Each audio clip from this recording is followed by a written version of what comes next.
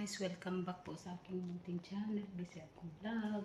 For today's videos guys, i-share ko lang sa inyo guys yung ginawa ko guys. Ayan guys, yan ang tinatawag na kusa guys. Ginawa ko yan kahapon guys. Tapos ngayon, niremove ko yung dito guys. Ayan guys, yung laman niremove ko guys. Tapos kahapon nagluto ng amo ko guys ng giniling na na karne guys. Ayan.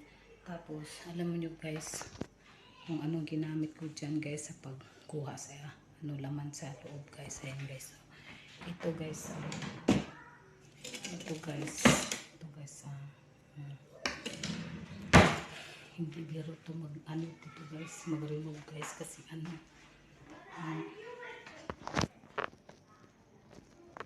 sabaan mga bata. Ayan guys. Ito guys, 20 plus ata yan guys. Tapos malapit na akong guys. Lapit na akong matapos guys. Ayan.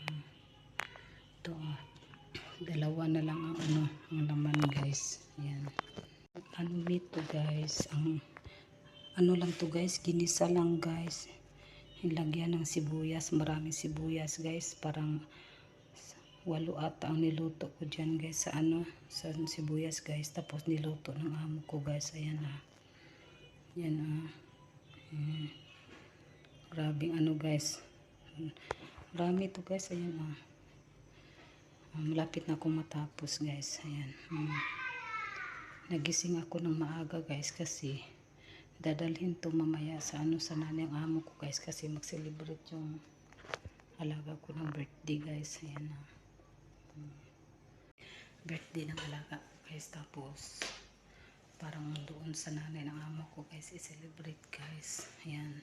Tapos may ginawa rin akong chicken roll guys. Ayan guys. Ayan chicken yan guys. Sa loob yan guys. Ayan ginawa ko yan kagabi guys.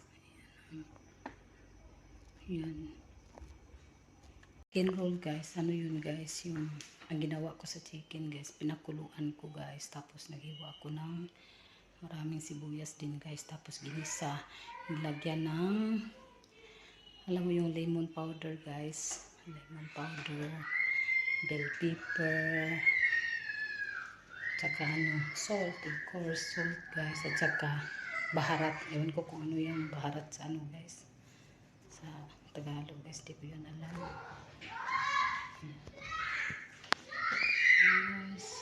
So guys, hanggang dito na lang guys. Thank you po sa inyo panonood at pagsuporta sa channel ko. Ingat kayo lagi. God bless and bye-bye. Continue muna ako guys sa paggawa guys. Sinishare ko lang sa inyo guys. Ayan guys. Ayan.